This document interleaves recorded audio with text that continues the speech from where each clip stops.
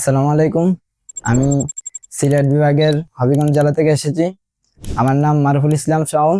আমি এখানে এসেছি গত 2 মাস হয়েছে। তো এখানে আমরা এসেছি, প্রথমে আমাদের 10 থেকে 15 দিন আমাদের প্র্যাকটিক্যাল এবং থিওরিক্যাল দুইটা ক্লাস করেছে। 15-20 দিন পরে আমাদেরকে ফিল্ডে টেকনিশিয়ানদের সাথে পাঠানো হয়েছে।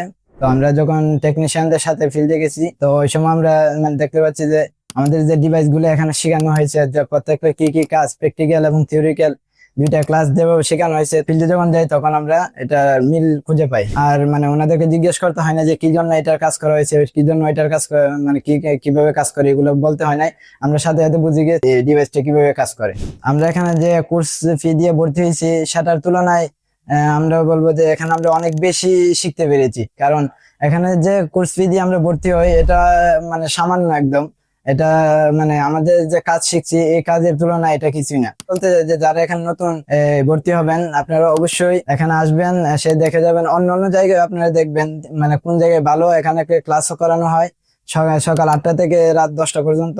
এখানে থিওরিক্যাল এবং প্র্যাকটিক্যাল দুইটাই করানো হয়, আবার সাথে মনে করেন ফিল্ডেও পাঠানো হয়। তো এখানে এসে আপনারা যদি দেখে যান তাহলে আপনারা বুঝতে পারবেন যে এখানে কিভাবে ক্লাস করানো হয়।